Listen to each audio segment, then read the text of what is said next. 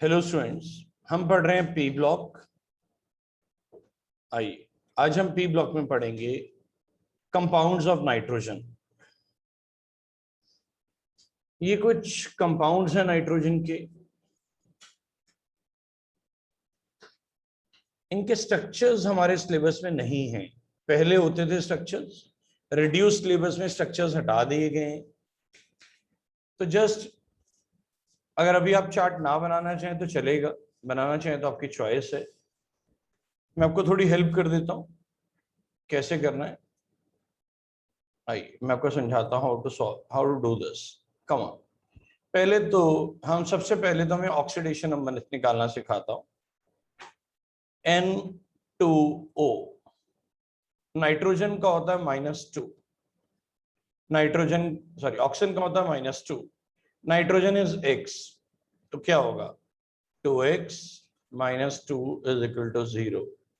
तो 2X कितना हो जाएगा 2, X कितना हो जाएगा 1।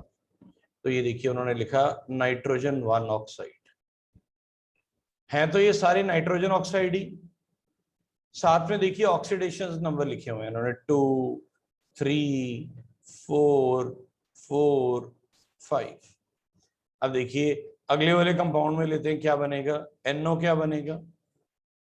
Nitrogen oxygen is -2, nitrogen is X, तो क्या होगा X - 2 = 0। तो X कितना आ जाएगा 2 आ जाएगा। अगले में देखिए अगला दिया हुआ है N2O3, क्या होगा दिस इज व्हाट, क्या बनेगा 2X + 3 × -2 = 0। कितना बनेगा X = 3 आ जाएगा। X = क्या आ जाएगा 3 sir.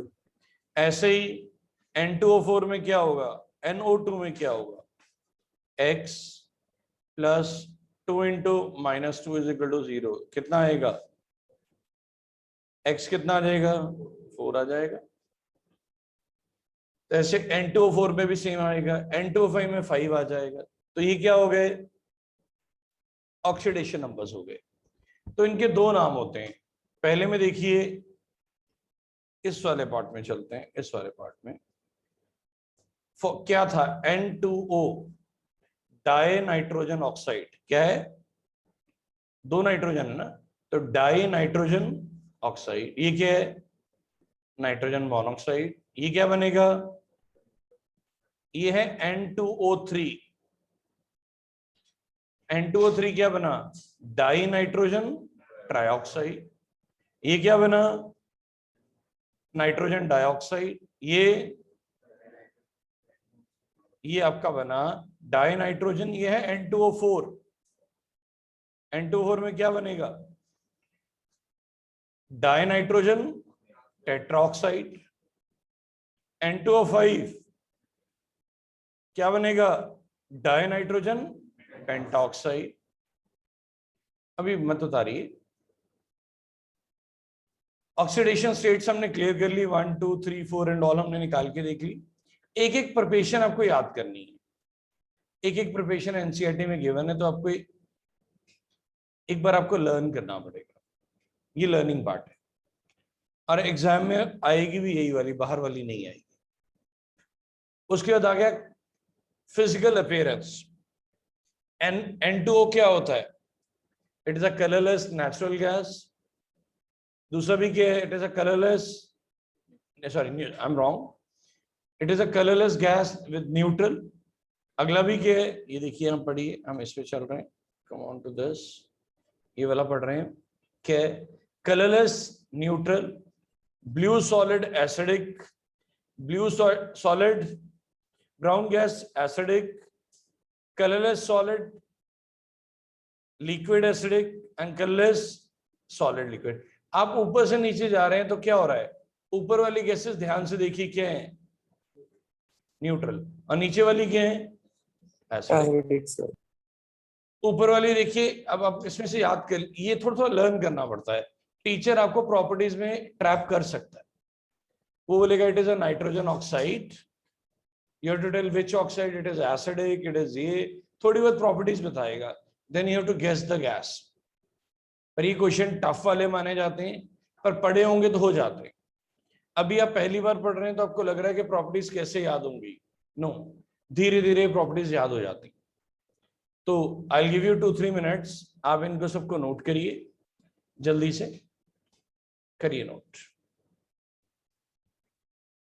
Why does NO2 dimerise? Dimerise होता है दो मॉलिक्यूल्स का जुड़ जाना।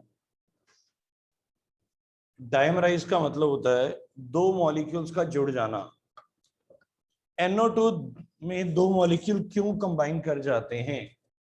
ये NO2 N2O4 क्यों बन जाता है, वही पूछना चाहता है।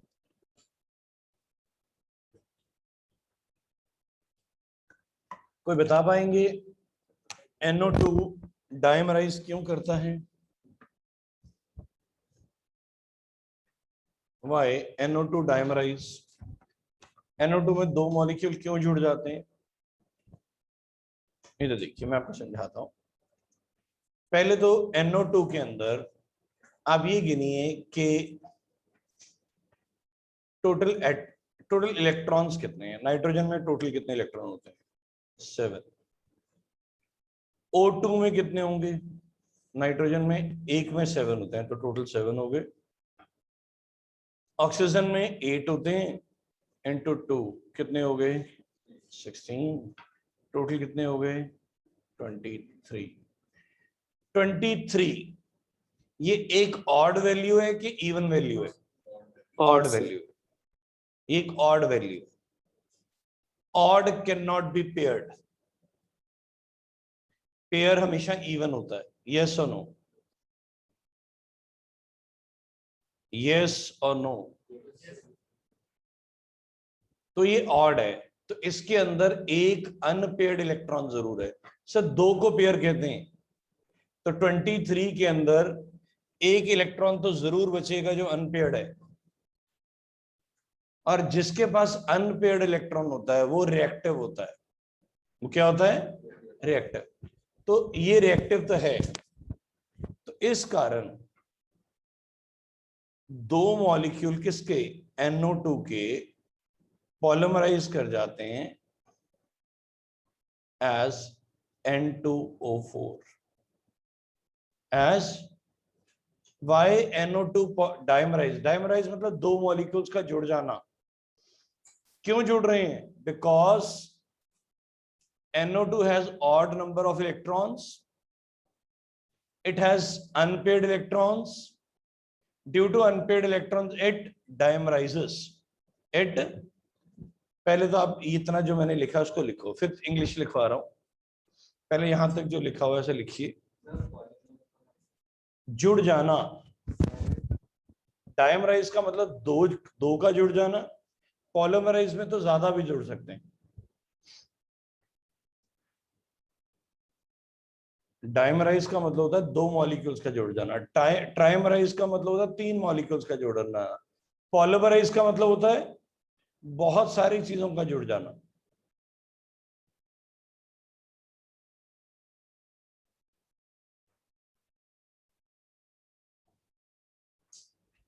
आप कहें तो मैं एग्जांपल दे सकता हूं।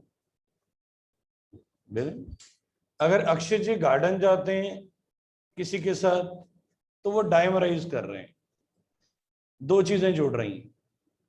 पर अगर हम इनकी फैमिली में देखें, इनके ब्लड रिलेशन में देखें, बहुत सारे रिलेटिव्स होंगे, पेरेंट्स हो गए, ब्रदर सिस्टर्स हो गए, कजन्स हो गए, और भी बहुत कुछ, तो ये भी सब जुड़े हुए हैं, तो ये पॉलीमराइज हुए हैं। पॉलीमराइज में बहुत सारे लोगों का जुड़ना होता है, डाइमराइज में दो का जुड़ना होता है। ठीक है, आइए ये सबने लिख लिया है? Yes sir. आइए अब देखिए, पढ़िए, इंग्लिश में दिया हुआ है। NO2 कंटेन, पहले पढ़ लीजिए। NO2 contain odd number of valence electron. It behave as typical odd molecule. क्या नहीं होता, कुछ तो नाम देना ही है। मेनली तो क्या कहना चाहता है? It has odd electrons. Odd means it has unpaired electrons.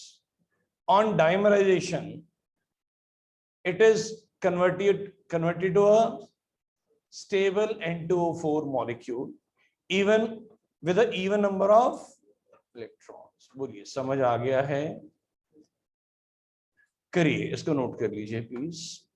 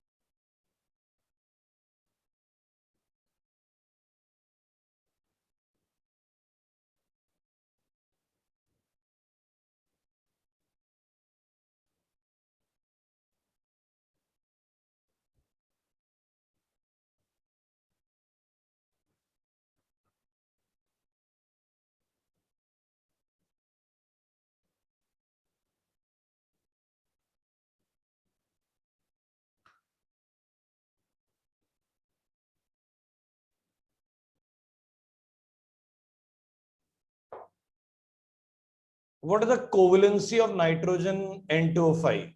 NCERT index question 7.6 question number. Sir covalency के ऊपर तो IIT में क्वेश्चन आता है. कोई बता सकता है कोवलेंसी होती क्या है? हैं जी? शेयरिंग ऑफ इलेक्ट्रॉन से बॉन्ड तो बनते हैं. कोवलेंसी का मतलब क्या है? यस सर, जब एलिमेंट्स शेयर करते हैं electrons with another atom of the same element to acquire stable electronic configuration. Okay, that's very good. बिटिया ने भी आंसर दिया. बिटिया बता रहे हैं 8 माइनस वैलेंस इलेक्ट्रॉन, वो तो कुछ हद तक वैलेंसी होती है. और जो सर बोल रहे हैं कि अपने सर बता रहे हैं कि अपने लाइक नाइट्रोजन ने नाइट्रोजन के साथ कितने बॉन्ड बनाए. सर कोवलेंसी होती है एक एटम कितने बॉन्ड बना रहा है इन अ मॉलिक्यूल. तो उसने पूछा what is the covalency of nitrogen in N2O5. तो पहले तो N2O5 का स्ट्रक्चर आना चाहिए सो दैट हम काउंट कर पाए कि उसने बॉन्ड कितने बनाए हैं. तो NCERT का क्वेश्चन आप लीव तो नहीं कर पाएंगे. आइए मैं आपको इसका स्ट्रक्चर दिखाता हूं. ये स्ट्रक्चर होता है N2O5 का. अब इसमें किसी भी नाइट्रोजन को आप फोकस कर लीजिए. आप किसी भी नाइट्रोजन पे आप फोकस करिए. इस नाइट्रोजन में फोकस करिए. इस नाइट्रोजन ने कितने बॉन्ड बनाए? 4 बॉन्ड्स बनाए. तो it's covalency is 4. It's covalency is, sir इन क्वेश्चंस को लाइट मत ले लेना. बोर्ड के लिए तो इंपॉर्टेंट है ही है. IIT और PMT में आ जाते हैं क्वेश्चन. PMT में डायरेक्ट क्वेश्चन आ जाएगा what is the covalency of nitrogen in N2O5. और आप ये भी नहीं कह सकते आउट ऑफ सिलेबस है. उतारिए जल्दी से. कोवलेंसी इज 4. कहोगे तो मैं डेफिनेशन भी लिखवा देता हूं. पहले आप स्ट्रक्चर बना लीजिए.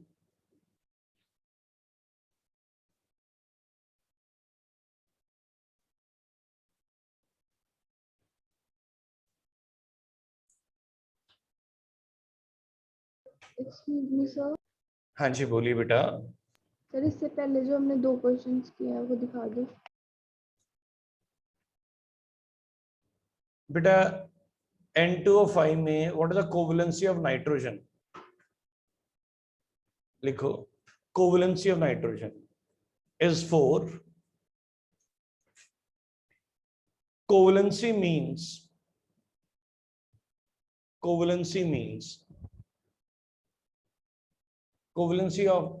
means number of bonds formed by a element formed by a particular atom. लिखो formed by a particular atom in a molecule. In a molecule.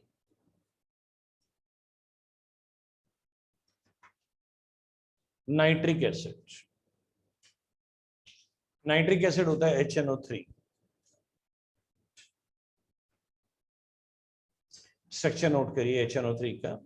ये आपको बॉन्ड लेंथ नहीं बनानी, जो बच्चे कॉम्पिटिटिव की तैयारी कर रहे हैं वो बना लें बॉन्ड लेंथ, बाकी बच्चे बॉन्ड लेंथ नहीं बनाएंगे, बाकी आप सिर्फ मॉलिक्यूल का स्ट्रक्चर ड्रॉ करेंगे।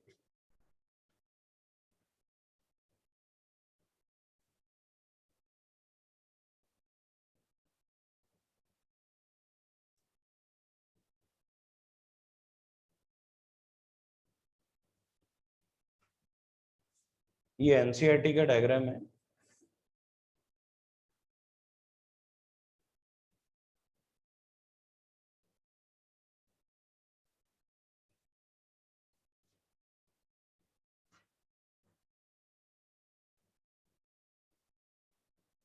अब कहीं तो हम आपको एक बार दोबारा बना के भी दिखा देते हैं। ये ऑक्सीजन, ये नाइट्रोजन, नाइट्रोजन के तीन तरफ ऑक्सीजन लगे हुए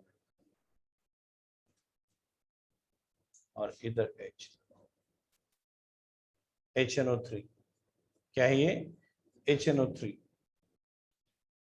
जो कंपटीशन की तैयारी कर रहे हैं वो साथ में बॉन्ड एंगल, बॉन्ड लेंथ याद कर सकते हैं। आइए अब आगे चलते हैं। आप बताइए, आपको कोई प्रॉपर्टीज याद हो HNO3 की? What is that? HNO3 एक हाईली रिएक्टिव कंपाउंड है, स्ट्रॉन्ग एसिड है। क्या है? स्ट्रॉन्ग एसिड है। आइए देखते हैं इसके प्रिपरेशन। सबसे पहले प्रिपरेशन, NaNO3 में H2SO4 डाला गया तो क्या बन गया? NaHSO4 plus HNO3। Ammonia plus oxygen will give NO plus 6 water. Note कर लीजिए बेटा, इनऑर्गेनिक में कुछ ऐसे रिएक्शंस तो आएंगे, एग्जाम में 1 या 2 मार्क्स के आते होते हैं। अगर लर्न कर लेते हैं तो 1-2 मार्क्स की हेल्प हो जाती है।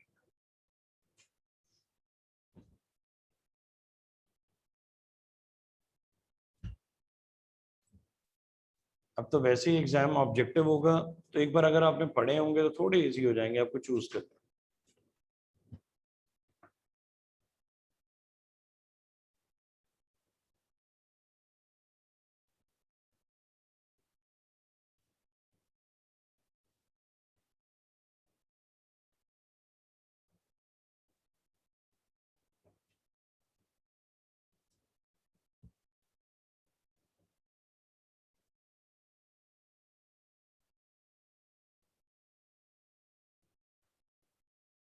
कर लिया नोट? सबने नोट कर लिया है? Yes sir.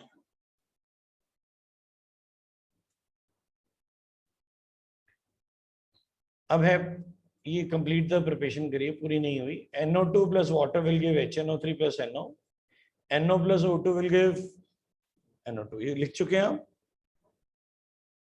ये वाली लिख लिए? नहीं लिखी? लिख लीजिए।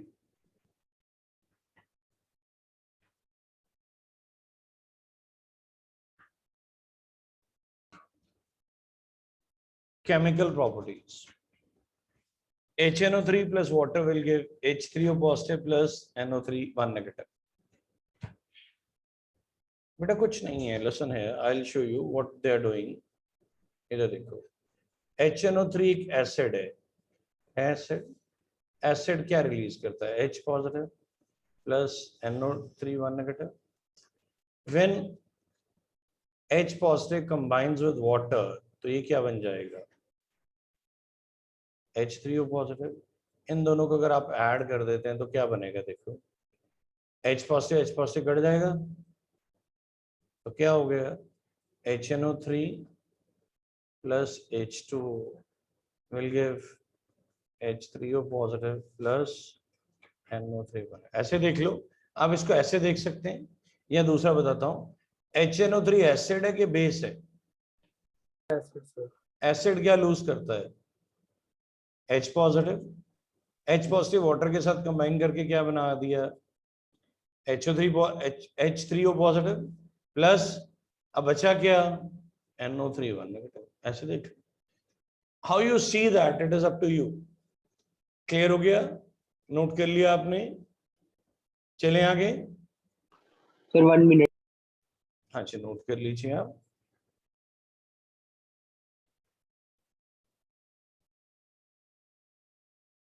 Reaction of copper with HNO3, ये इंपॉर्टेंट है, एनसीईआरटी के अंदर इसका क्वेश्चन है, एनसीईआरटी के अंदर इसका क्वेश्चन है। तो copper with dilute HNO3 it will give you what, CuNO3 twice plus NO plus water.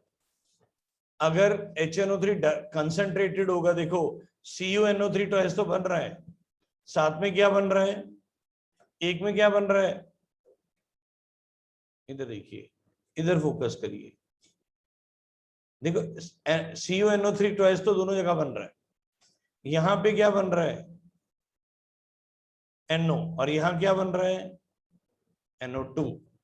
They water भी बन रहा है, बाकी सब सेम है, स्टोइकोमेट्री में फर्क आ रहा है, यहाँ 8 आ रहा है, वहां 4 आ रहा है, वो इग्नोरेबल है, कि बैलेंसिंग में देख लेंगे। बट मेजर चीज क्या है सर, मेजर चीज क्या है, अगर डाइल्यूटेड डालते हो तो NO बनेगा, और कंसंट्रेटेड डालते हो तो NO2 बनेगा। अब टीचर इस आपको यहां फंसाएगा कि कॉपर में HNO3 डाइल्यूटेड डाला गया तो NO बनेगा, NO2 बनेगा, N2O5 बनेगा, N2O4 बनेगा। तो आपको क्या याद रखना है, NO बनेगा, और अगर कंसंट्रेटेड डाल रहे हो तो NO2 बनेगा। तो write down these reactions please.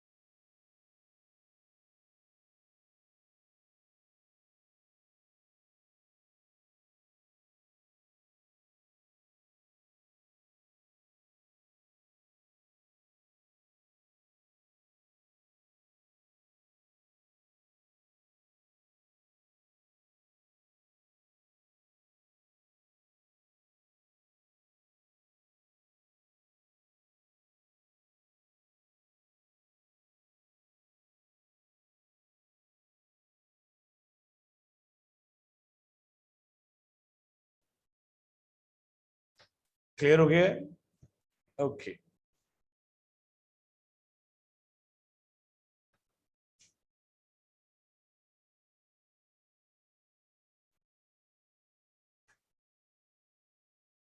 Reaction of zinc with HNO3, अब इसमें भी देखिए, डाइल्यूट होगा तो N2O बन रहा है, कंसंट्रेटेड होगा तो NO2 बन रहा है। तो इस तरह आपको चार्ट बना के याद करने पड़ेंगे कि जिंक में डाइल्यूट डालने से क्या होता है, कंसंट्रेटेड डालने से क्या होता है। और इनमें से कोई भी रिएक्शन हमारा अपना नहीं है, आउट ऑफ सिलेबस नहीं लिया गया, ये सारे के सारे कहां से लिए गए हैं, एनसीईआरटी से।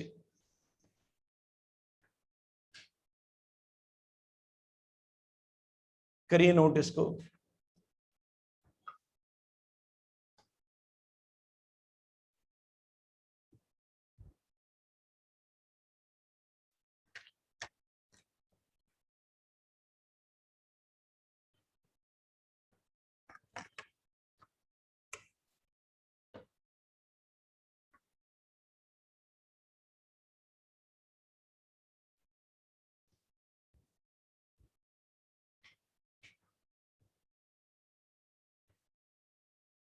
कर लिया नोट,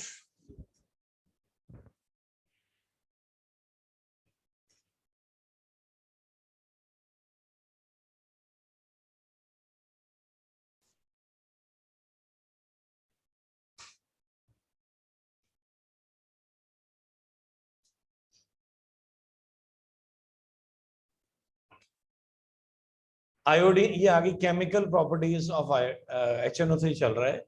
आयोडीन प्लस HNO3, इस तरह ये चारों नोट करेंगे, carbon plus HNO3, acid plus HNO3, P4 plus HNO3। इस सब में बन क्या रहा है, ध्यान से देखिए, सब में NO2 ही बन रहा है। क्या बन रहा है? NO2। तो ये सारी एक तरह की क्या हो गई, प्रिपरेशन ऑफ NO2s भी हो गई। तो इसको नोट कर लीजिए पहले।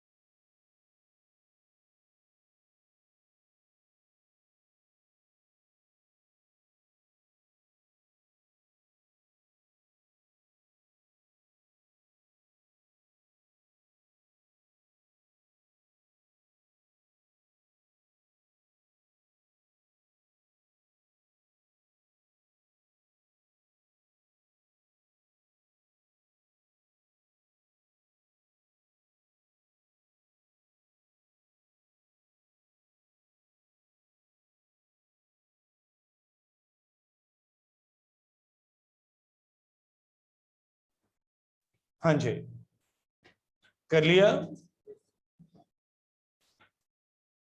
Yes sir. आइए आगे चल रहे हैं। Uses of HNO3, uses of HNO3। The major use of nitric acid is manufacturing of ammonium nitrate। एक बार सुन लीजिए।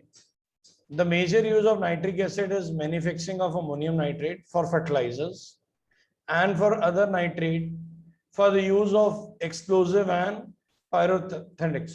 It is also used for the preparation of nitroglycerin, highly explosive होता है nitroglycerin, trinitrotoluene, highly explosive, and other nitro compounds। Trinitrotoluene इतना explosive होता है कि अगर आप 20-30 डिग्री पे भी ले जाते हैं तो वो एक्सप्लोड कर जाता है।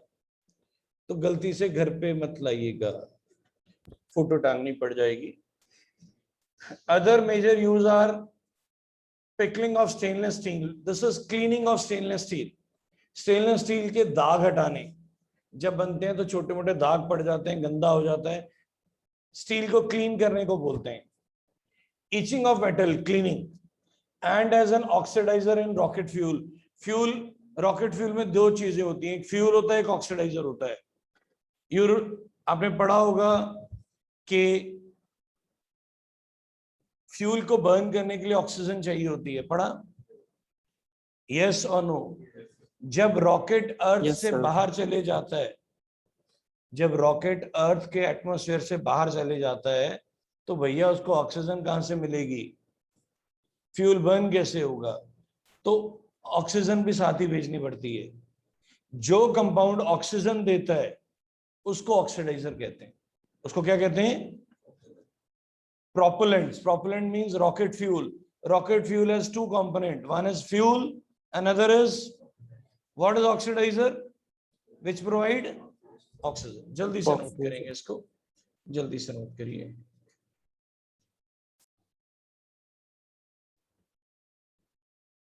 अब हम करने लगे oxygen family. Write down oxygen family. इसके मेंबर्स हम ऑलरेडी लिख चुके थे। कौन कौन से मेंबर्स थे? Oxygen, sulphur, selenium and टेलिनियम। कौन कौन से थे? Oxygen, sulphur, selenium and टेलिनियम। अगर किसी को नहीं आते तो लिख सकते हैं।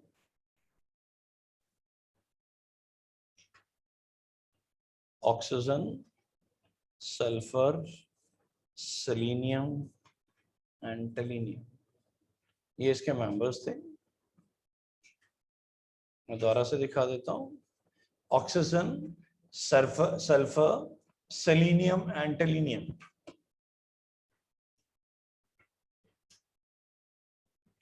आगे चल रहे हैं। क्वेश्चन ऑफ जो एनसीईआरटी का क्वेश्चन है, इसके अंदर पहला क्वेश्चन बन रहा है। पहले क्वेश्चन पढ़िए, फिर आंसर पढ़ेंगे हम। पहले हम क्या करते हैं, हम आंसर को हाइड ही कर देते हैं, नहीं तो आपका ध्यान यहीं पे रहेगा। ओके, आइए क्वेश्चन पढ़ते हैं। Element of group 16 generally show lower value of first ionization energy. Element of group 16 generally show lower value of first ionization enthalpy compared to group 15. Why? Indirectly पूछ रहा है कि ऑक्सीजन की आयनाइजेशन एनर्जी नाइट्रोजन से कम है, क्यों? पहले तो दोनों की कॉन्फ़िगरेशन लिखिए। नाइट्रोजन की कॉन्फ़िगरेशन, पहले क्वेश्चन नोट करिए, नोट करिए क्वेश्चन।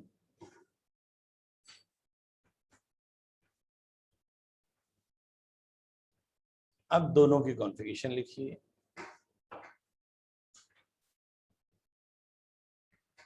बताइए नाइट्रोजन का नंबर क्या होता है? 7। It's 1s2 2s2 2p3। ये हो गया nitrogen 7, oxygen 8, 1s2 2s2 2p4। बोलिए नाइट्रोजन की आयनाइजेशन एनर्जी ज्यादा क्यों है और ऑक्सीजन की कम क्यों है? पहले तो बताना होता है कि आयनाइजेशन एनर्जी क्या होती है। हाँ जी सर, आयनाइजेशन एनर्जी क्या होती है?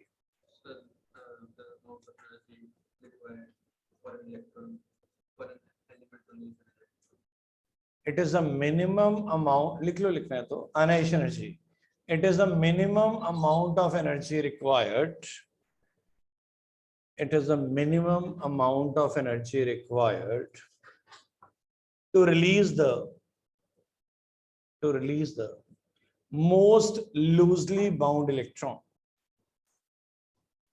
It is the minimum amount of energy required to release the most loosely bound electron from the isolated gaseous state atom. From the isolated gaseous state atom.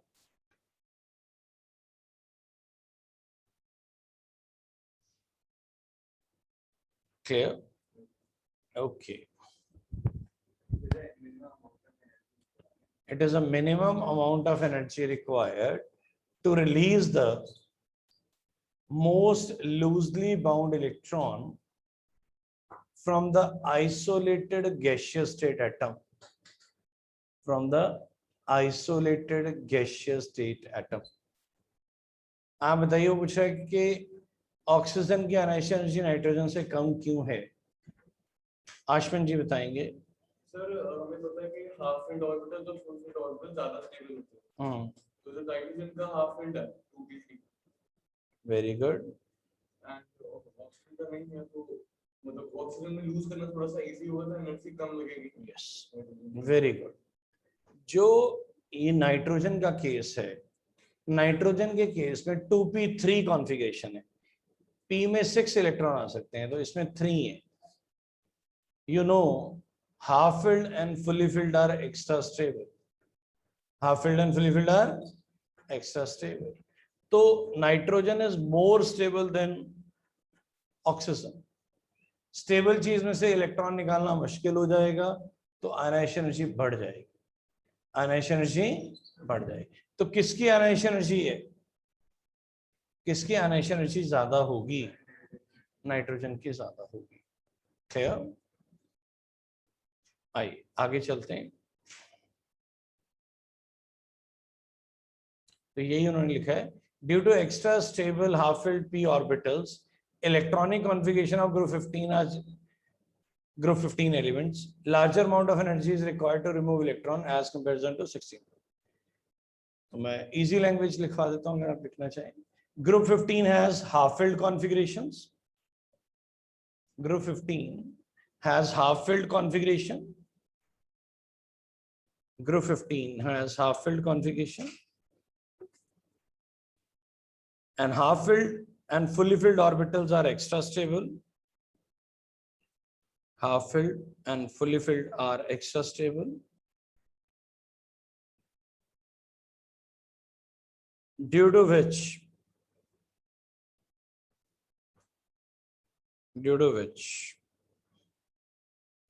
they have higher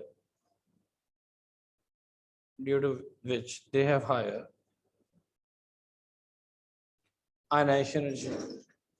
Due to which they have higher ionization energy. Due to which they have higher ionization energy. Clear हो गया sir? चलिए आगे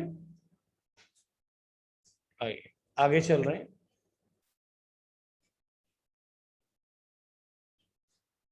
H2S is less acidic than H2TE. H2S is less acidic than H2TE. H2S is less acidic than H2TE. बेटा पहले तो acid की definition लिखनी है.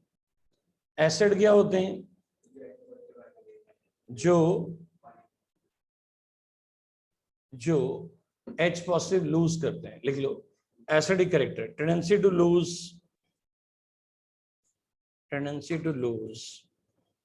H positive ion. Tendency to lose H positive ion. Tendency to lose H positive ion.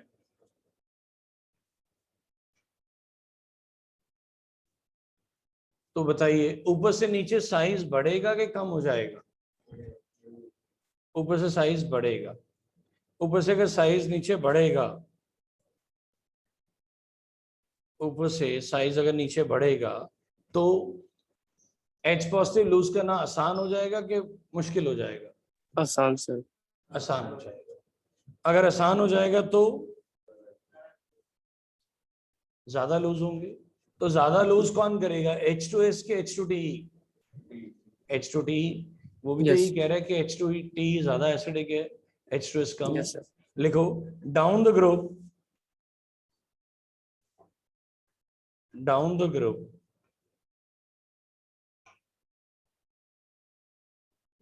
Group size increases. Down the group size increases. Tendency to lose hydrogen increases. Tendency to lose hydrogen increases. So acidic character increases. Acidic character increases. Clear? चलें आगे. Okay. List important sources of sulfur. Sulphur सबसे ज्यादा कहाँ मिलती है? Sulphur के sources सबसे ज्यादा कहाँ हैं? Sir volcano. Yes, volcano eruption. मैं आपको दिखाई देता हूँ. ये देखिए नीचे हमने आपके नोट भी बनाया है. Just a minute.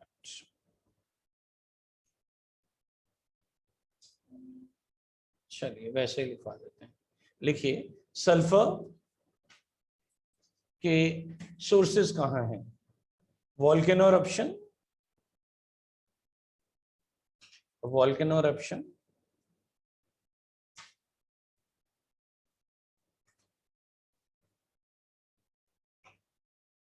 leather industries,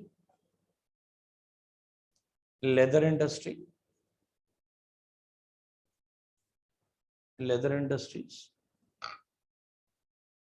industry में ना सल्फर यूज होती है for tending of leather. Tending of leather होता है लेदर को साफ करना. लेदर मिलता कहां से? एनिमल स्किन में बहुत फाउल स्मेल होती है. उसमें ब्लड स्पॉट्स होते हैं, उसमें हेयर्स होते हैं, बाल होते हैं एनिमल के. उन सबको रिमूव करने के लिए सल्फर यूज होती है. Sulphur is a bleaching agent also. तो ये जब टेनिंग ऑफ लेदर करते हैं, लेदर को साफ करते हैं, तो सल्फर यूज होती है। इसीलिए आगरा में लेदर इंडस्ट्री को बैन कर दिया गया। जब वो क्या हुआ, वहां पे लेदर बहुत ज्यादा था, लेदर इंडस्ट्री होने के कारण वो सल्फर यूज करते थे, सल्फर डाइऑक्साइड बन जाती थी, सल्फर डाइऑक्साइड एयर में जाती थी, और एयर में जब सल्फर डाइऑक्साइड जाती थी, जब रेन होती थी, तो वो रेन के साथ कंबाइन हो जाती थी sulphur dioxide and sulphur trioxide, तो वो H2SO3 एंड H2SO4 बना देती थी, और वो जब मार्बल पे गिरती थी तो मार्बल येलो हो जाता था। धीरे धीरे ताजमहल येलो होना शुरू हो गया था। तो ये ना होता कि कुछ सालों के बाद हम उसको व्हाइट की जगह येलो देखते। तो इसलिए उन्होंने आगरा के आसपास काफी एरिया तक लेदर इंडस्ट्री को बैन कर दिया। जिस एरिया तक उसको बैन कर दिया गया उसको बोलते हैं फोकल पॉइंट। क्या बोलते हैं? अब वो फोकल पॉइंट होता है, ये आपकी सिटी है, तो इस रेडियस में आप क्या नहीं कर सकते, काम नहीं कर सकते। तो कुछ इंडस्ट्रीज को बैन कर दिया जाता है। जैसे अब आप मोहाली में रहते हैं तो यहाँ पे केमिकल इंडस्ट्रीज बैन है, रेनबेक्सी को सिटी से बाहर भेज दिया गया, क्योंकि कभी कोई इंसिडेंट हो जाए, कोई गैस रिलीज हो जाए, ये ना हो कि भोपाल गैस ट्रेजेडी बन जाए। Bhopal gas tragedy, official death toll 10,000, unofficial death toll is much higher. It is much higher.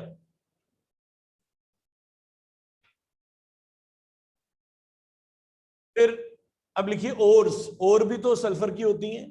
कौन कौन सी? Sulphide ores, lead sulphide, lead sulphide, lead sulphide हो गया। फिर जितनी सल्फाइड हो रहे, HGS, मर्करी सल्फाइड,